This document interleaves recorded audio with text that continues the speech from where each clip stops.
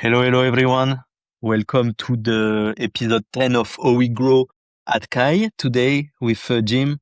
Today I'm little box in Costa Rica, close to the sea, and Jim still at his flat. How are you, Jim? Doing great. Nice. So today we will discuss a bit more about what we did during the hackathon. Two last episode was linked with the hackathon, and today we will keep continue with other projects that we was working on during the hackathon, especially for Jim. So today we are talking about the onboarding in the Kai app. So we will discover a bit how it works, why did we improve it, why we did change it, what are our inspiration, and what are the different things that we have in mind to see the output and the improvement regarding that. How do you feel about it, Jim? I mean, I know the subject, so let's go. Let's go. Let's start. For more context, Jim worked during the hackathon on the onboarding closely with our CTO, Marco.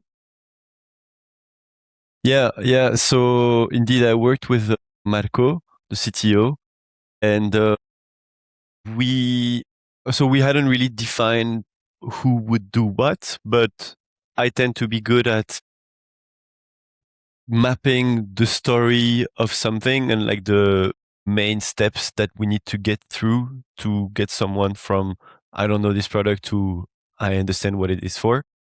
And then Marco, of course, as a CTO, he's great at knowing what's buildable or not. So we kind of had this first session on brainstorming a bit, exchanging some ideas on how we could change the current onboarding.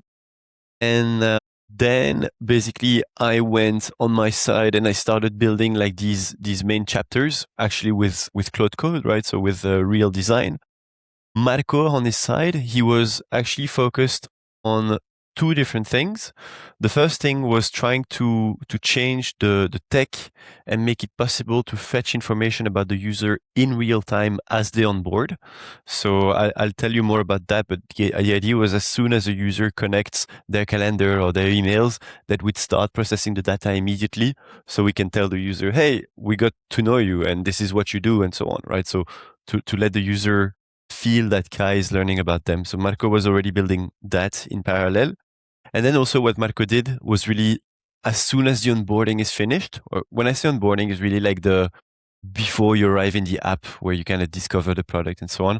What Marco was building is everything that happens just after the onboarding when you land in app for the first time and what users should do next. And so, for example, Marco built this setup guide where you have like different a checklist of different actions you could do, while I was really focused on the onboarding journey, the visuals, the design. Maybe it could be just good to have you explain your vision about what is an onboarding. So you was working at your first own company, which is Flair, if I'm right.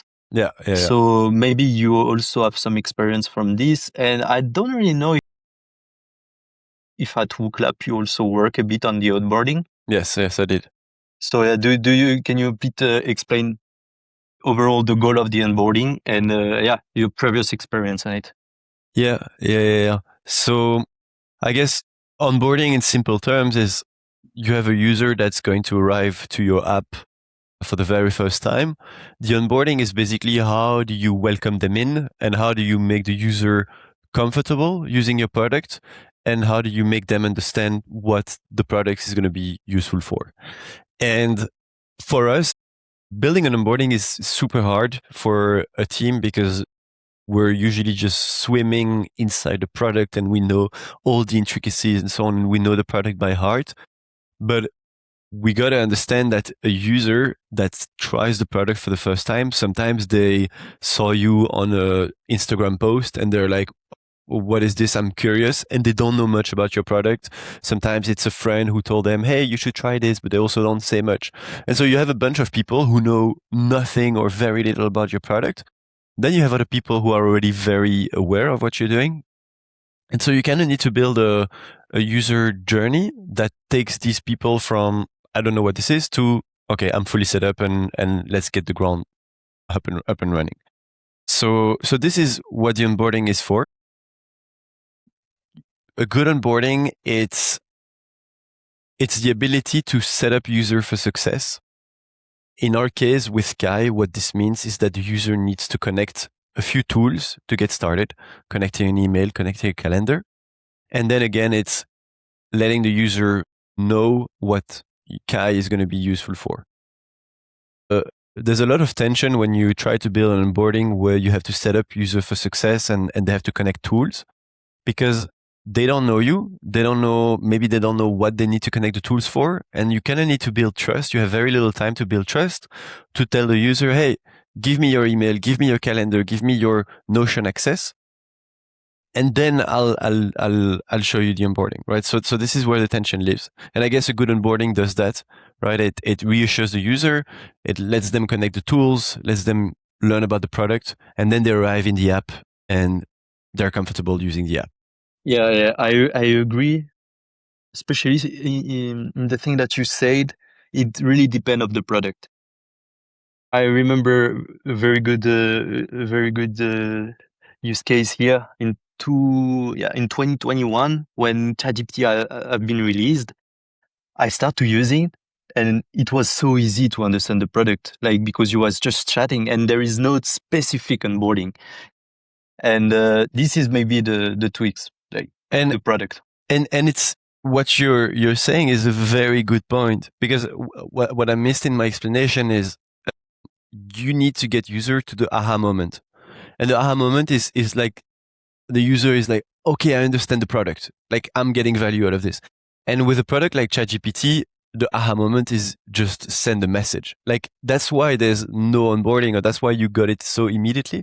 It's because the moment you send a message and you get a response, you're like, what is this power? You know? And for other products, it's a lot more complicated. Like imagine your Salesforce and you need to onboard someone. Of course, now a lot of people know why CRMs are useful, but getting people to set up the entire CRM, have their contact list, their flows, and so on, this can take months to get right. And so you need to find the right onboarding to get the user understand why it's going to be useful for them. And that starts with defining your aha moment, defining what is the first useful action the user should take in app so they understand the product. And then you build the onboarding toward that goal. Yeah. That's true. And also you have product, for example, like WooClap, where you can understand the aha moment because you're the user that will answer a question from a survey, and then you understand the value. So it's way easier to onboard on the product. I will share two experiences that I had this week.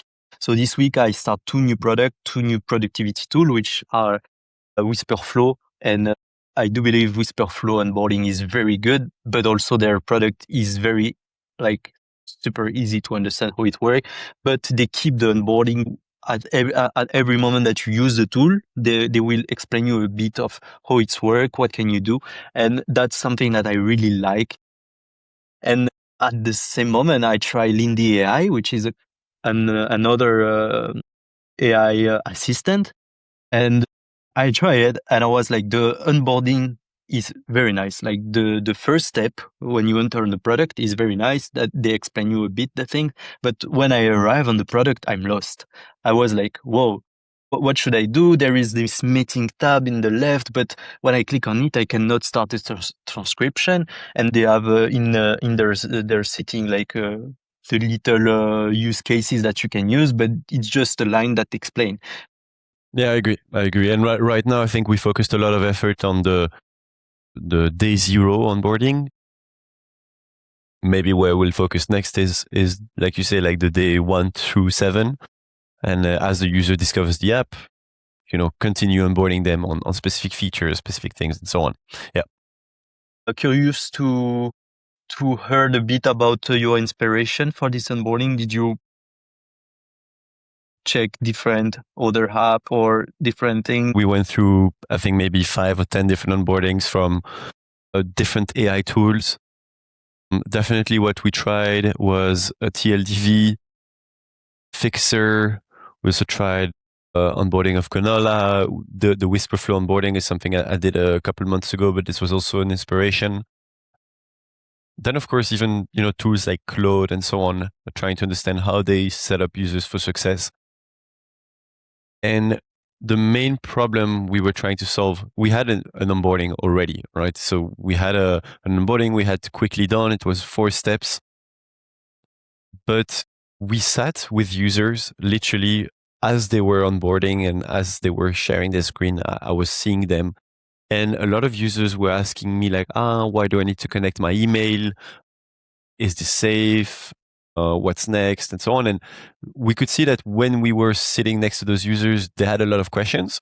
And for the users that we didn't sit next to, they would usually either drop from the onboarding or not connect tools. So they arrive in app with nothing properly set up for success.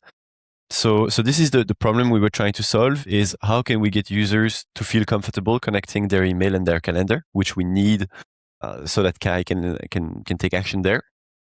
And they're feeling good about it. I guess that's what we were really trying to solve. I think it's very important for people to understand, like, why, I mean, what is the metric that we will look at to see, okay, this onboarding is good or not? What are the kind of metrics do you want to check for this? The main problem we're trying to solve is user need to connect their tool, because without that, there's no Kai. And that's the first thing we're measuring, is how many people who start the onboarding actually connect their tools and arrive in Kai with everything set up. Before it was low, and we've had this onboarding for 10 days and we see it's better, but it's too soon and a lot of things have changed as well. Right? But this is definitely something we're looking at. Then the second thing is the onboarding successful at onboarding user, essentially, and making them go to the aha moment. And right now, the aha moment in Kai is Kai does the first agentic action for the user across their email or across their calendar or across their meeting.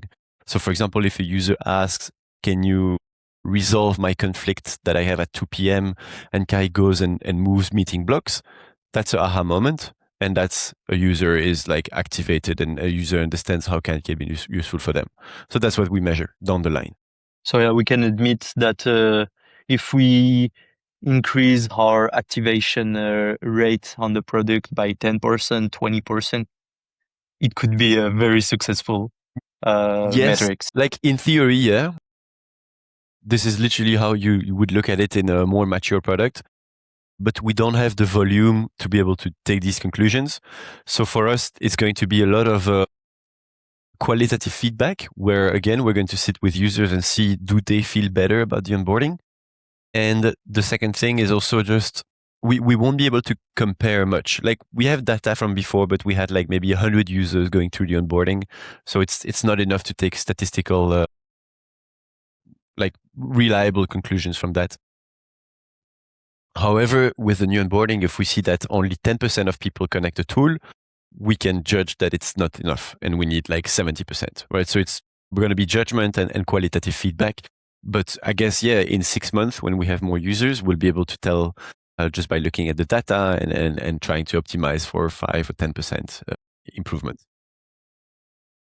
Yeah, fair point. Nice. So now you can just share your screen and Sure. let's see a bit more about the work that you did during the hackathon with Marco. Curious a bit. I already did it, so I know, but people didn't. I'll walk you through the onboarding and also explain in real time what everything is for. So, of course, everything starts here at the sign up stage. I'm going to create a fake account so that I can show you really everything step by step. Yeah. So I'm going to receive a code now, and then we'll get started in the onboarding.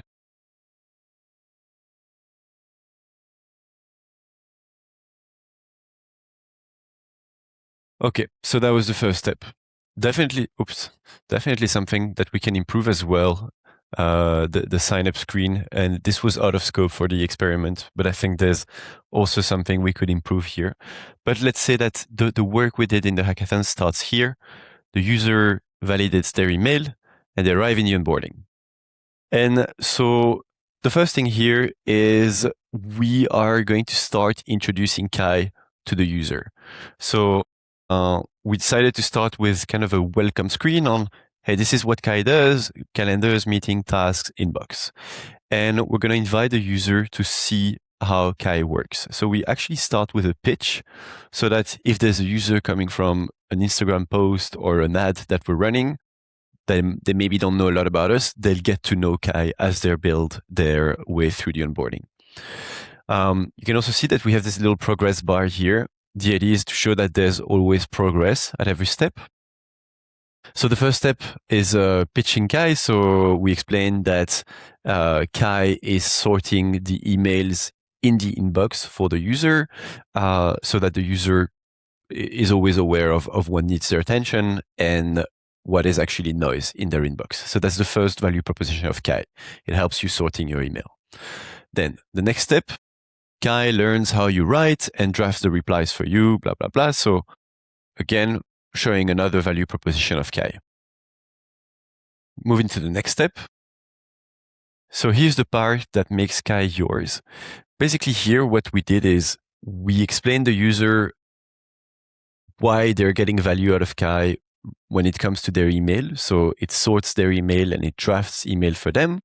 Now the next step is, hey, let's make Kai actually useful for you. Let's connect your email so that it can start doing that. I'll connect my email. And then you have like the first moment of success, right? So you're connecting your email and Kai is saying, okay, now I can start drafting replies in your voice and so on. And now what's actually happening in the background, and you'll see it at the very last step, is that Kai has started reading the emails from the user. And we will use that later on for a final payoff. So the onboarding continues, and you can see the progress bar is always filling up. Now give Kai your day. So here I can also connect, if I want, a Google Calendar. I've connected it. And there's actually here something I didn't say before is the email connection is something that is absolutely crucial for Kai. Once it has the email, it can start doing a lot of a much better job. It can pull in context from your work, how the people you speak with, and so on. And so we actually made that step compulsory. While connecting a calendar isn't compulsory, so we gave the option to just skip it for now, and the user can connect it in their settings, right? So now, we were trying to solve this problem of we need users to connect more tools when they go through the onboarding. We understand that email must be connected before Kai delivers value, and so we made that step compulsory. And so the user has two choices. It's either they connect their email and Kai works for them, and now they understand why Kai is useful for them in their email, or they don't want to connect their email and then Kai won't be useful for them and they can close the app. So it's a very binary choice we're making here, where we're forcing users to connect. Otherwise, Kai is not going to be useful for them at all. So the onboarding continues, right? I've connected a calendar, I've connected my email. That's everything Kai needs. Kai can now prep you before each meeting. Kai takes the note while you talk, and so on and so forth, right? So the user, again, is discovering more value proposition from Kai. Then two quick questions. This is where we're fine-tuning Kai a bit. So we're asking the user what they do for work. In my case, I'm going to be more of a ops admin. And what's eating your time here again is to try to tailor Kai and also for us collecting more insight on what the user came for. So here the user can select as many replies as they need. So in my case, it's a lot of emails, it's a lot of meetings, a lot of calendars that I use. And so the final step here is the payoff. Yeah. The step just before. Yeah. So you select a bit your persona. Why and is there any impact in your onboarding or after the onboarding? Yes. With that? Yes, there is. So the questions that we ask here, they're always useful for us for analytics and understanding who's signing up for. But Kai, since it's an AI product, it works also with context and memories. And so the moment you select your job or your occupation, we're actually writing a memory in our system, and the user can access memories and change them. But we're writing, for example, that Lambert, you're a marketer. And this is important because Kai can then provide better feedback and better context or better recommendation to your problems. So when you say something like, I have a meeting conflict between work and personal, if Kai knows that you're a founder and your job is probably very important, it's maybe going to suggest to prioritize that work event or some personal ones. So that when you arrive in app, Kai is already like, hey Lambert, I know you work in marketing. What can we do for you? Right. So it's building context, building personalization, and all of that information is accumulated over time as well. But it's important that there's at least some information that we already know about the user once they arrive. So the final Perfect. payoff here is see what Kai found. And that's a step where we're showing the user that we've actually started knowing more about them from the emails I've connected, the calendars I've connected. So Kai is actually showing real thing and then is greeting me. Good to meet you. And that's the final step. Let's start from something simple. And you'll see that the moment I'm going to take one of these three options, I'm going to arrive directly in app with that message sent. So let's start with, let's discuss how I can help you. As you can see, I'm now in the real Kai app. The message here has been sent, and Kai is going to start doing his job immediately. And that's for us something that is drastically different from before. Before, you had an onboarding where you had like 4 steps and you'd arrive in app and nothing was happening. Now you arrive in app and you already have a message that you selected. The assistant is engaging with you, and you don't need to think about what's next. You're already engaging with Kai. But Kai essentially here is picking up on work. So, hey, I can triage your email. I can extract meeting action items. For that, you need to connect your calendar and so on. And the final thing is this thing here. This is what I mentioned Marco worked on, is this suggested next step. So you can see that if I select one, it's going to prepare a prompt that I can also send, and it's going to help me go through Kai. And the idea is each of these suggested next steps, they're a different value proposition of Kai, so that we're helping the user navigate. Here, for example, it opened the calendar workspace because the question was related to calendar, but there's another one that will probably open triage, another one will open tasks, another one will open meetings. Right? So it's always the same attempt at, well, making the user go through all of the important steps. So I'm showing you here another next step. I think it's going to open email asking me to connect because I didn't connect. So that's the main idea behind the onboarding and how we went from a very short onboarding where user were skipping the connection of tools to an onboarding which is now much longer, but we are actually taking the time to pitch Kai and teaching the user about the value proposition. And then they arrive in app and they're immediately interacting with the product without having to think about it. Is it perfect? Far from that. You know, this is a 4-day project. Is it an improvement from the previous onboarding? Yes, it is. But I think, now we need to let the metrics speak for themselves. We need to collect more feedback from the user. There's a bunch of little improvements we can do here and there. But overall, we're pretty happy with the work. And there's going to be a lot more iterations coming up in the next few weeks and months. Nice. Nice. Very, to be honest, it's very impressive because, as you say, for the work, pretty good.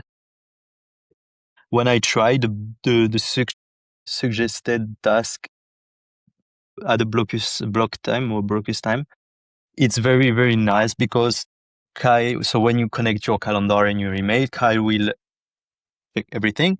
And also he asked me question in the chat where I can just select the answer, and then he will provide me the best moment for the day. And when I have this moment, I'm like, whoa, this is fucking amazing.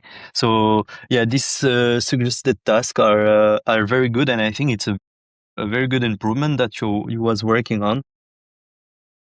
I believe we should probably have more of them, maybe not in this little pop-up, but in the settings, and maybe it's coming after testing so other app onboarding. I think, and as we discussed a bit before, we should improve the onboarding by having an onboarding not just day one, but during the 7, 10, 15 day in the app. And that's not mean we need to have a lot of pop-up in app or something. But I see that Whisperflow, for example, to use their product, they're sending me every 2 days an email and tell me, hey, do you know about this? You can do this. And the email is very well built. It's not too much information. It's not like super newsletter with marketing information. It's just like they send me little where I can understand the flow. And I think it's something that we should work on during the next months for different use cases that can be very useful for users. Yeah, agreed. I think email is definitely coming up as well. I think it takes a while to build right, so it's something that we'll set up soon and we'll iterate on it. The other thing is from the onboarding itself, I think there's a bit of a 5%, 10% improvement that we can do on the copy, on the UI, and so on to really polish it around the edges. What I also like to build to work on next is the sign up screen. The sign up screen was built by was built with another design system, and I don't have the metrics top of mind, but I wonder how many people land on the sign up screen and are like, yeah, I don't want to go through this sign up phase or whatever. So again, it's can we build a sign up screen that is more engaging and has better conversion rate? And and then everything that comes in app. Of course, collecting user feedback is going to be so important. So this is V2, and there might be 15 versions of this. And I think it's something that you never really stop iterating on. But of course, yeah, we have other focuses as well. So we need to be mindful. And as soon as we have something good enough, we'll probably just park it and come back to it at some point later. Yeah. And also, I remember that Danny during the hackathon work on those quests, like a bit of gamification in app. I don't know if it could be something that improve the onboarding, but maybe it would be nice to have some quest in app that help you to earn some token or something. If you do this action and then you try it, and maybe we help a bit the users. I have few numbers that I check a bit today, and a very interesting one. For sure, as you said, it's a bit early and we are changing a lot of things. So on the activation side, it's too early to talk a bit about, even because we don't have any data more than 1 week with the new onboarding. But I have a good information, and as you said before, we have a binary choice. People who connect their Gmail can use the product, but if you don't, there is no way to use it because everything is around it. And I check a bit the data, and I can say that before the onboarding, we had 30%, 29% of people that was connecting their email during the onboarding. And now today we are 49, so close to half of people that going from the onboarding are connecting their email, which is pretty good. But that also mean we maybe lost 50% of the people in the onboarding from this. Could be improved probably. And as you say, maybe the user, the sign up flow and what's following after that, maybe there is some improvement here. So this is the first number, and the third one here in the same thing is the calendar connected. Also here we improve. We was at 25% before. Now we are 36, 37. So yeah, those numbers are very encouraging. That means people connect their tool. And for us, as you said, it's super important. But yeah, still can be improved. Yeah, I think what's important is to focus on the metrics of the current onboarding, and we should basically nearly ignore the previous one. So 49% of people connect their email. Great. But like you say, it means that 51% of people didn't. And I don't have the metrics, but did they close the app, or did they just find the workaround and still land in the app without email connected, like I did now? So TBD. And it's definitely, I think it's a metric that we should try to get to 60, 70%. Yeah, I think I need to check the metrics in depth. It's definitely feels like an improvement, but the thing is, the former onboarding, it's too biased, because we were sitting with basically half of the people where they probably felt a bit of pressure to connect their tools. Like, it wasn't a complete unbiased environment. So yeah, I wouldn't look at these metrics much. And again, it's just we need to evaluate with judgment and qualitative feedback whether the onboarding now is better. Yeah, this is what I how I would look at it. Okay. Look at the data that we will have during the next weeks, next months, and then start to see how can we improve it. Also, we launched the product in 1 month now, so it's gonna be something that's very important to have a strong onboarding during September. We can prototype everything with AI and then come and show them the flow that we have in mind. Yeah, this onboarding is pretty promising. Let's see where it goes. There's going to be a lot of iterations, so this onboarding is going to be a living experiment. And I think we're really at a stage where, if you think of a product like Kai, which is both an app, very like SaaS like, but also an AI product, I think we everyone in the ecosystem in this industry is starting to rethink what it means to hit the aha moment, what it means to have a good onboarding. You have products that basically speak for themselves now. You can literally ask the product, "Hey, what can I do with you?" and the user judges whether that's useful or not. So yeah, I think it's our current attempt at trying to solve that. I know we're going to do a lot better in the next month and years to come. And I think also what we're missing, I'm not completely sold yet on our aha moment metrics. We're still learning so much about our product and how users interact with it. So the way we define it right now is probably not great. And so that means that the moment we have a different aha moment metric, the onboarding needs to be redesigned and rethought about for that metric in mind. So yeah, it's a living experiment. Definitely fun project to work on. It's always very interesting to work on onboarding, because it's a mix of design, psychology, and data. I guess yeah, we'll see what the future holds for us. I think that's it for the day. We cover everything for the onboarding, and yeah, you can guys just check out the article on the website. I will provide you some numbers, the full flow of the new onboarding, and yeah, that's it. Any final words, Jim? Peace. Thank you. Nice. Then guys, see you and have a good weekend. See you guys.